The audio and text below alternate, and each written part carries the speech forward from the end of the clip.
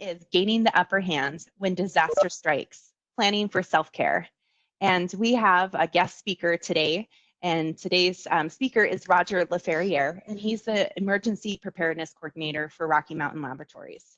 I approached him this last few months to see if he'd be willing to do this program in a little different model. I saw this present in January as part of his TED Talk, a part of a TEDx that we have here in Hamilton, Montana. So with that, I'm going to pass the baton over to Roger to share a little bit about himself and the program today.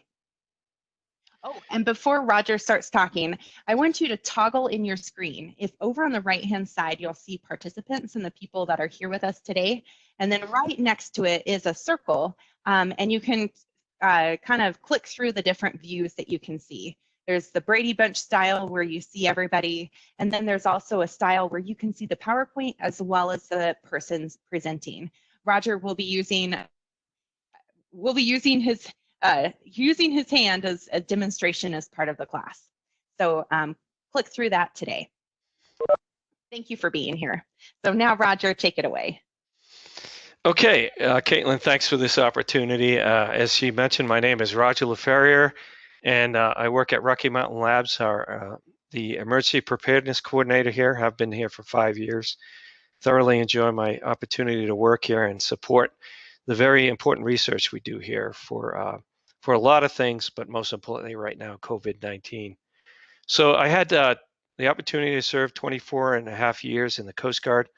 I was the incident commander for Hurricane Katrina operations and Deepwater Horizon. So to give you an idea of the perspective of how big these incidents were, of course, Hurricane Katrina was the worst hurricane in our history. The Coast Guard had a big role in that. We rescued over 33,000 people from rooftops in a place that we had never done before. We responded to quite a few oil spills and chemical spills. It was a fairly big operation. And then I went on to do Deepwater Horizon. I was the incident commander for Louisiana. And incident commander means I was sort of the field marshal for the operation. So had the opportunity of combating the oil spill on the water and then all oil that hit the shores of Louisiana. Very, very big spill. So again, to give you a perspective of that incident, it was 220 million gallons of oil that was spilled. The next largest oil spill was the Exxon Valdez, which was 11 million. And thousands and hundreds of thousands of animals were impacted, as well as the shoreline. So during that effort, I helped develop this model.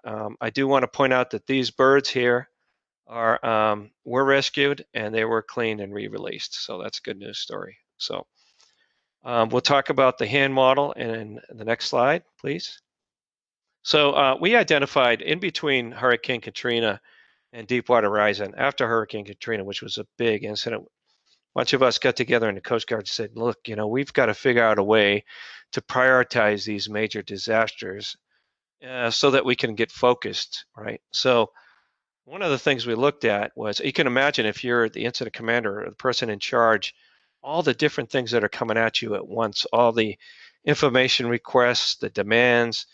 So it's difficult to prioritize. So we developed the hand model, and we used that model, and it was successful in Deepwater Horizon. I'm going to talk about the hand model a little bit, and we'll go see how it can apply it for personal disaster. Next slide, please. So in the hand model, everybody can see my hand, right? If you look at the structure of the hand, the most important part of the hand is actually the palm. The palm allows all the fingers to work and function. So the most important part of any incident or disaster is take care of yourself, number one. So that's very, very critical. And each one of these critical success factors we're going to talk about are related to this hand model.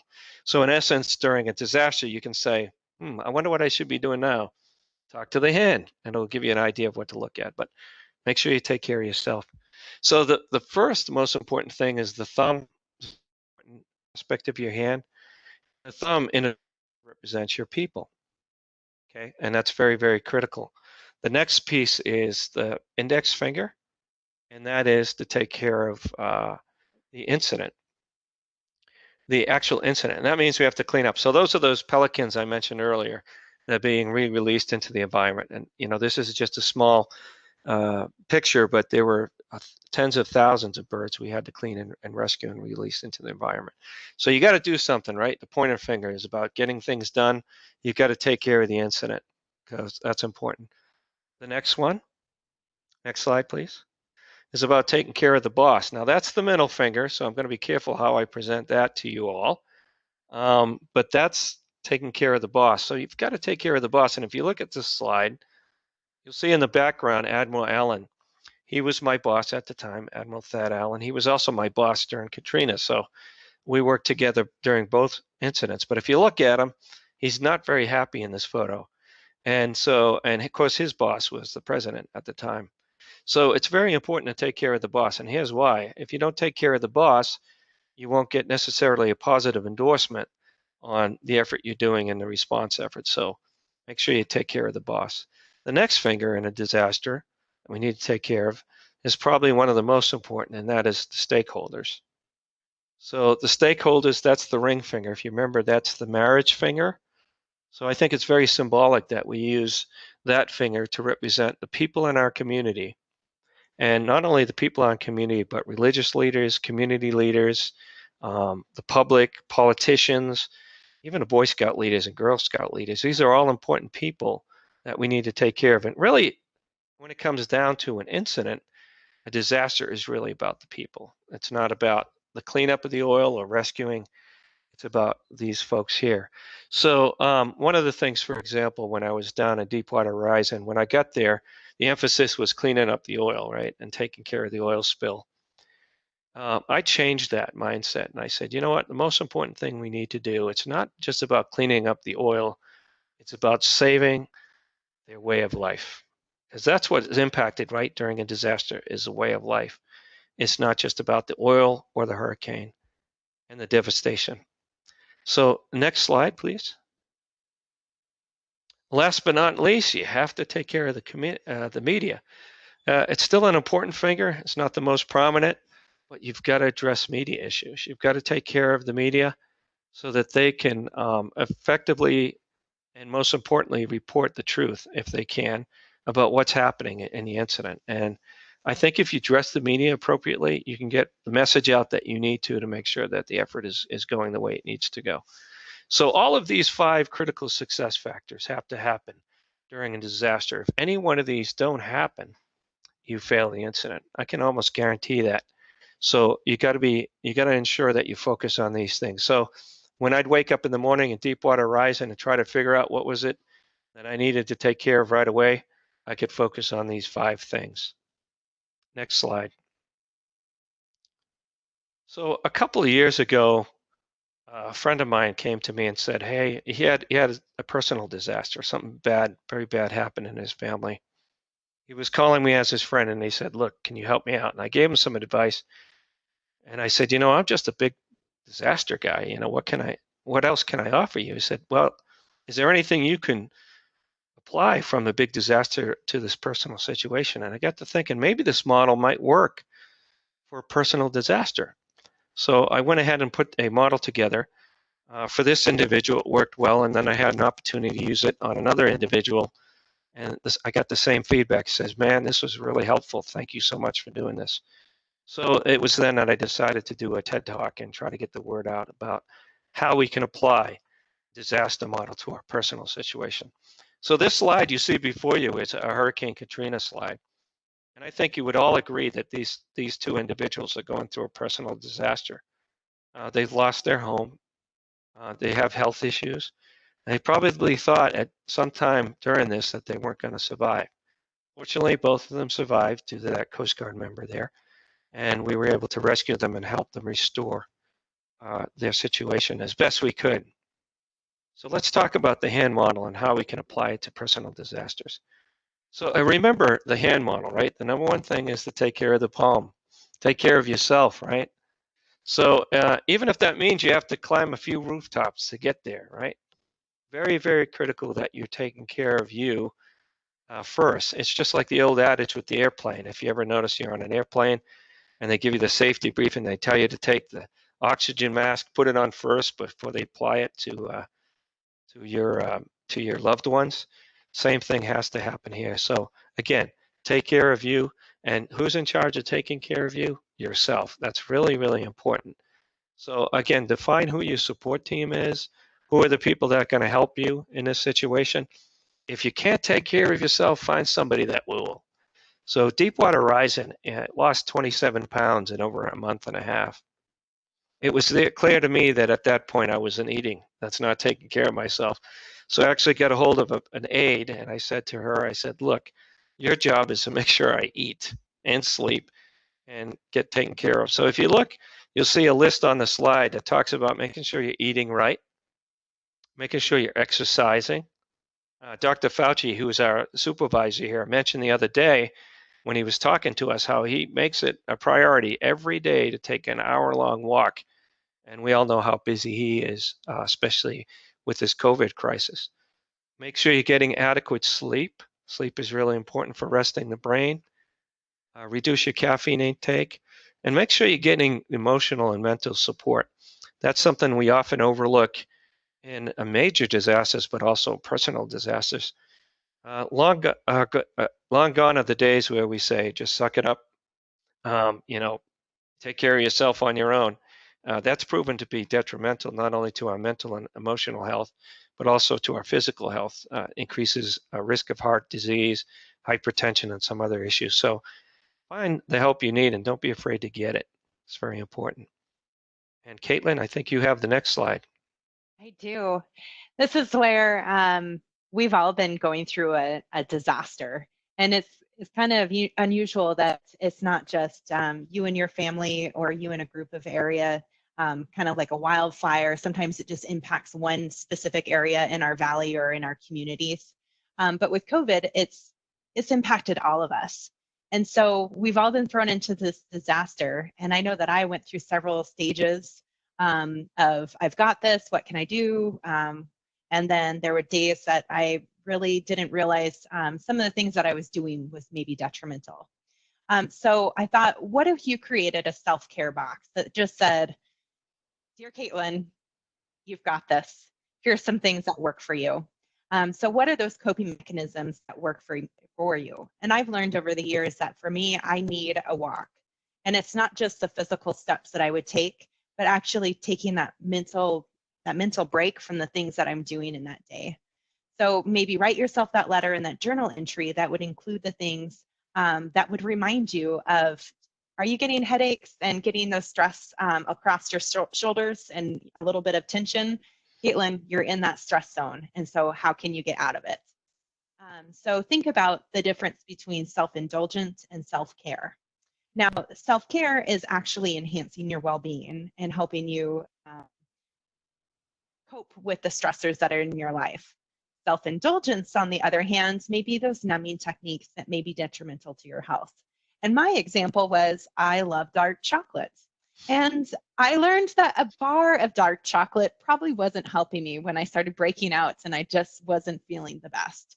So think about, is it a couple of pieces of chocolate versus the whole chocolate bar? So what are some things that are in your life that you could do to add in to just help you do that self-care and help you get through that difficult situation? And then also build your resistance. So embrace your healthy thoughts. Even when you are in that crisis, you can remind yourself, okay, think about these 4 things that are important to yourself.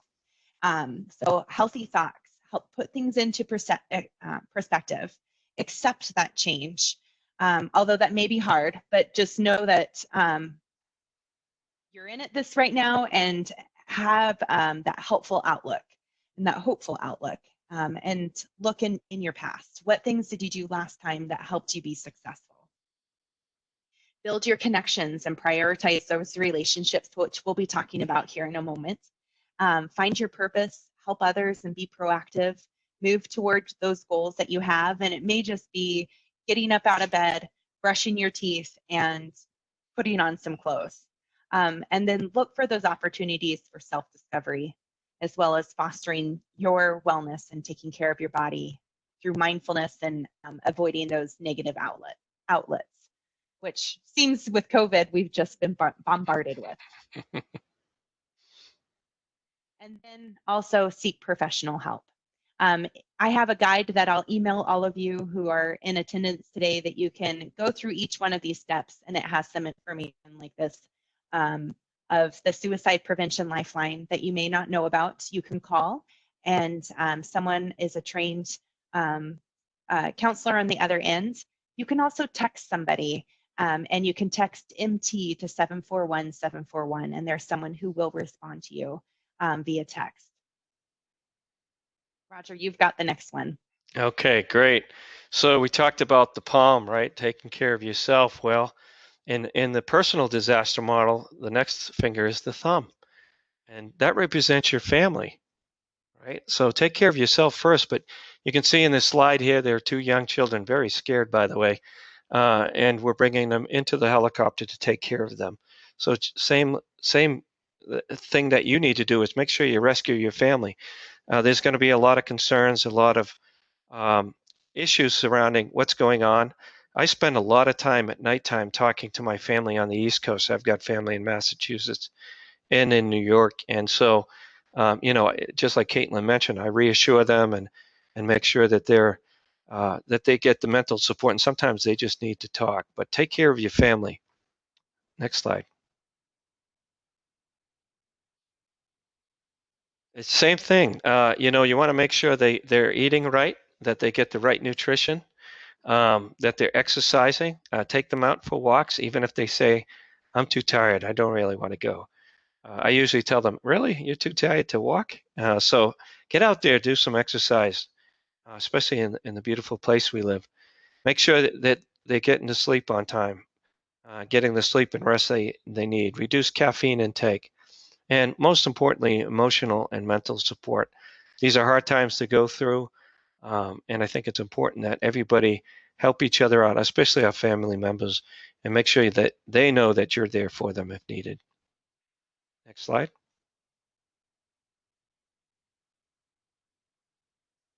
Okay, so the pointer finger. So you remember in a disaster, that's about getting stuff done. Well, guess what? You have things to do as well in a personal disaster. Now, here are some folks breaking into a home to rescue folks.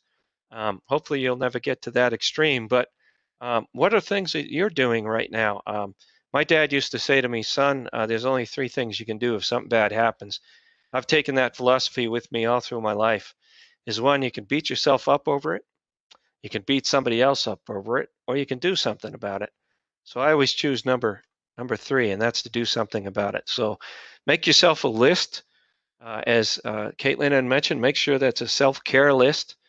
Make that a priority because there are a bunch of things to do. So, we all had to do things during COVID, right? We had to get toilet paper and disinfectant, and things became in short supply.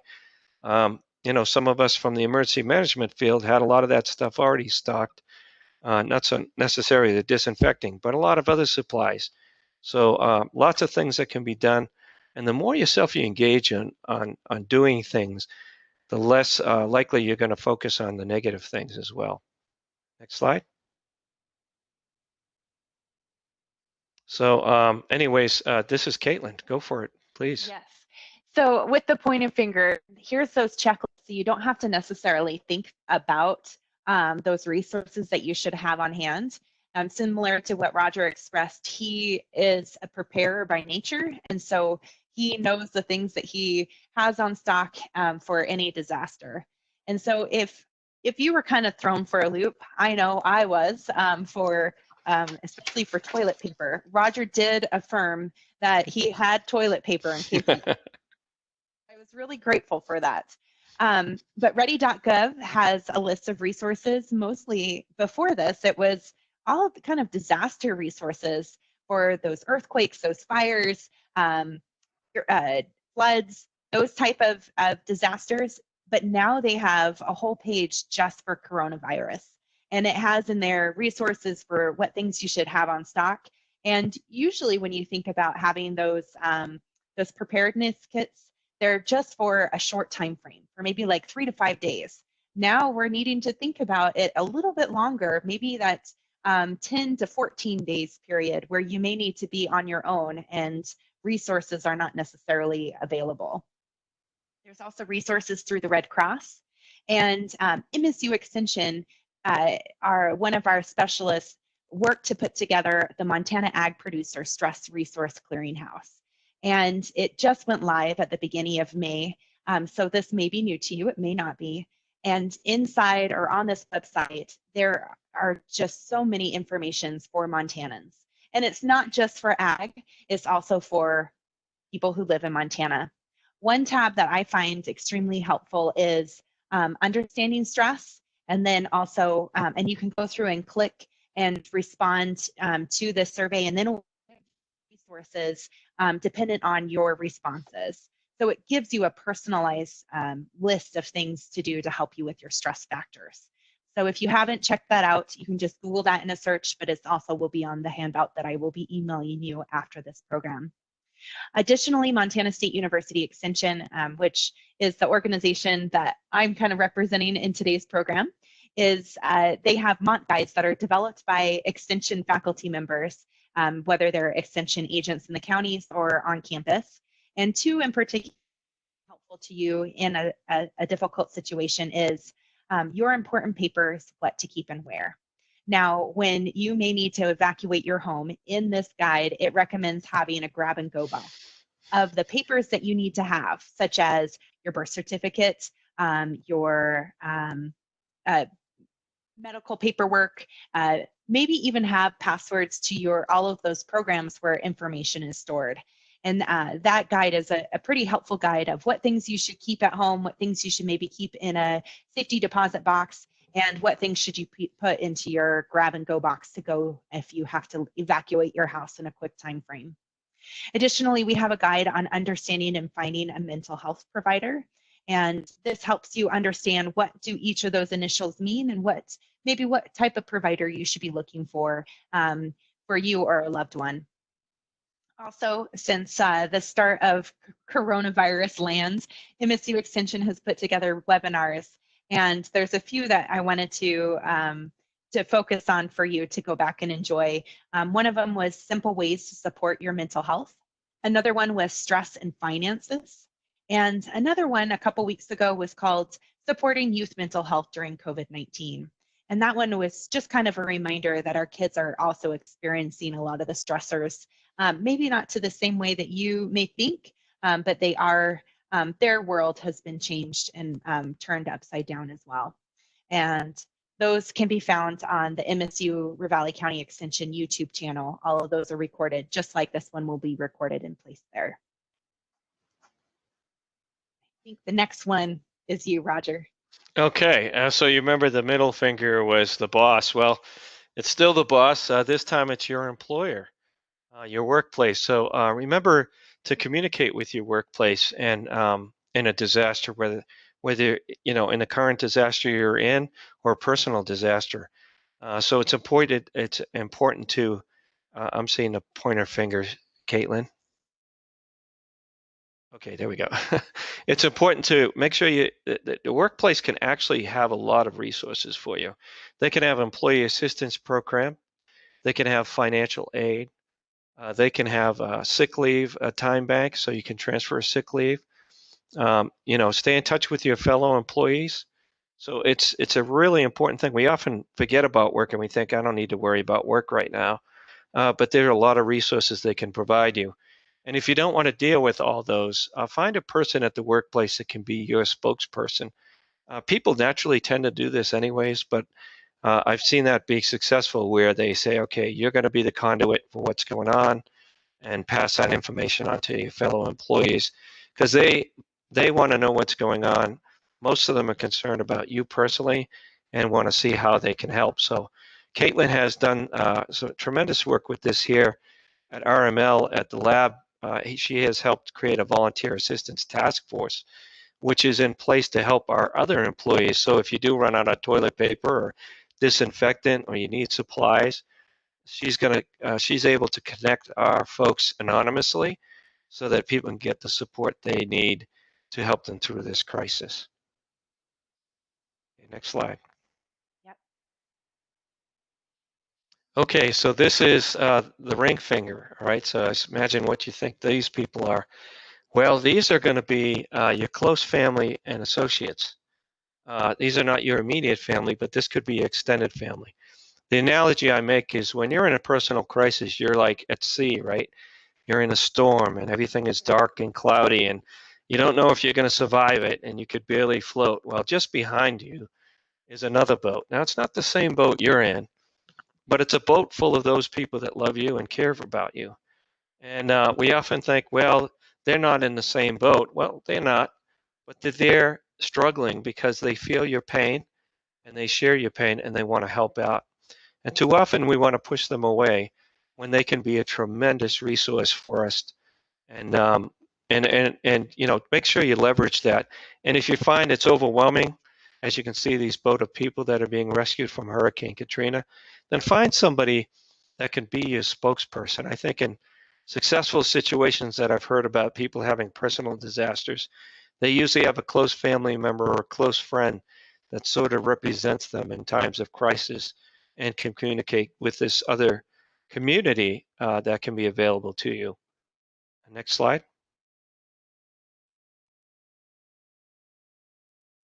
So we talked about this a little bit, and remember to reach out to these people. They do want to help. Make sure you identify resources and the support you need. Next slide. So this is Caitlin. Yep. So with this slide, I think in most situations, you've probably been able to see when someone's going through that disaster or that situation, and people want to help. They feel that there's that need that if they are able to give something. So remember that when you're going through that personal situation, that people want to help you, whether it's meals, food at funerals, transportation to doctor's offices and doctor's appointments, or even a fundraiser. There's a couple of apps. I specifically have used the Meal Train app that's listed here. But these three apps, each one of them have a different feature for you. One of them is Take Them a Meal, and this is a way that you can, all three of these have a concerted effort where people can see that the family needs meals on these 3 days and only Friday is available that meets your schedule. And so it kind of takes out this middleman and it pushes us into a technology way of coordinating meals and giving support. The last resource that I have listed is called Give in Kind, and it has also a way that you can collect donations, schedule meals, but also schedule some care support if needed. Okay, last but not least, if you remember in a disaster, we had to be concerned about media, right? So this is the pinky finger. Media can be involved in your personal story. Usually it's through the form of social media, and that can be very, very problematic. So we always like to say in the crisis community, always get ahead of the storm, get ahead of the narrative, and also and address it before somebody else tells your story. Same thing would apply to social media. Now, obviously, if something very dark happens to you, you may not want to tell the media, but it's important to tell your story before somebody else does. And I'll give you a couple examples. There was a couple in Missoula that had a business, and they closed the business down. And suddenly people started to say, well, I heard so-and-so died, or I heard they went bankrupt, or something bad happened to them. In reality, all they wanted to do was retire. So again, just a simple story that got out of control. Probably the most horrific story that I personally experienced was in another neighborhood I lived in. There was a young individual who died of an overdose. He was a teenage boy. We don't know quite what happened to him. I don't think we ever will. But what happened was he overdosed. But then the social media kicked in, and sadly, there were pictures of him when he was deceased, and that were sent around through texting. And at the time, the people that were with him thought it was due to he was sleeping, but he was actually dead at the time. And then there were all kinds of stories like that the other people that were with him tried to murder him, that his parents gave him drugs, that he was on illegal drugs, that he got access to opioids that he wasn't supposed to get. We'll never know the story. And unfortunately, that family ended up moving because it was just too stressful for them to live in that situation. So get ahead of the story. Remember those boatload of people behind you, all those folks that can support you. There's somebody back there that is a social media warrior. It's usually in the form of the younger generation. I have 3 kids myself in their 20s, and they are phenomenal when it comes to social media. And I know I can rely on them to tell my story if anything bad happens, and I need to get that information out there. So important to make sure that you communicate with the people out there if you want to tell your story first. Next slide. And so from that narrative, it doesn't have to necessarily be on that big that big scale like Roger is saying. It can also remember to keep that media in check even on a small scale. I know that sometimes you may need to be assertive as a friend in crisis when you see that person in crisis and to reach out and provide support, but also kind of remind them that what story would you like us to share? And I had a personal situation where I was very private about a situation that her son was going through. And unfortunately, he passed away. And because she was so private in those events leading up to it, I didn't share information about the funeral. And I wish I had, because I think in retrospect, it would have supported her in different ways. But if I had just said, would you like me to share this with others? And that if I had been a little bit more supportive or assertive, I may have been able to support her, or at least I would have known whether or not she would have wanted me to reach out to others and share that message. So don't always assume that they want something or they don't want something. The best way, clear as kind, and ask. That's right. And finally, these are all the things. So just review it again. The palm is you, the thumb is your family, the pointer finger is, doing something about it, developing a checklist, take action. The middle finger is to be in touch with the employer and make sure that you know what's going on with your job situation. The ring finger, all your close friends and extended family. And last but not least is the media. But the most important thing of the hand is taking care of yourself. So do that first. Thank you. Thank you, Roger. And so for these next steps, after you've watched this PowerPoint, like I said, I'm going to be sharing that form that you can complete, and it has a little worksheet where you can write out the things that you would like to include or not include. And so before you even maybe sign off or leave this presentation, I would like to encourage you to create a SMART goal for yourself. And so for those who haven't heard of this technique before, it is an acronym. And so it's specific, measurable, achievable, realistic, and time-bound. Specific means that you're really saying something rather than plan to make a plan, a self-care plan.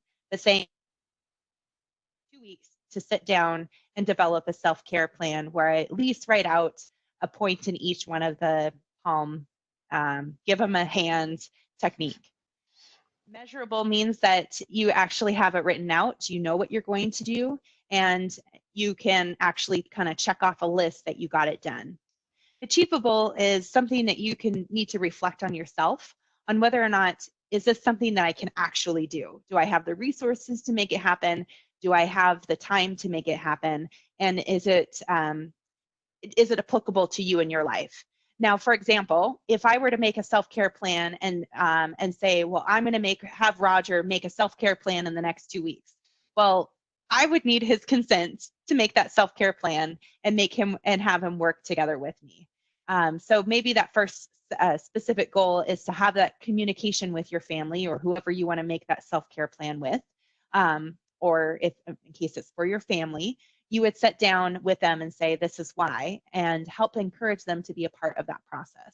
Realistic kind of goes with the achievable. Is it truly realistic for your situation? And then add in that time bound.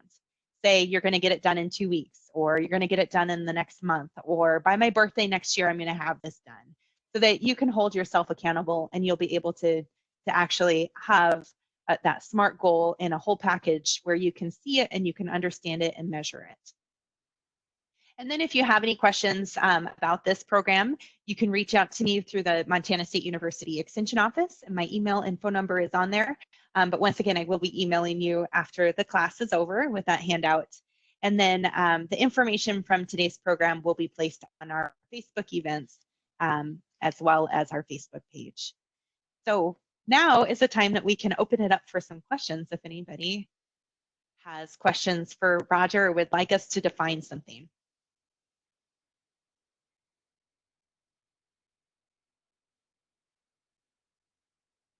And I already warned Roger that sometimes people talk and sometimes they don't. It's all good. And so it's totally fine if you don't.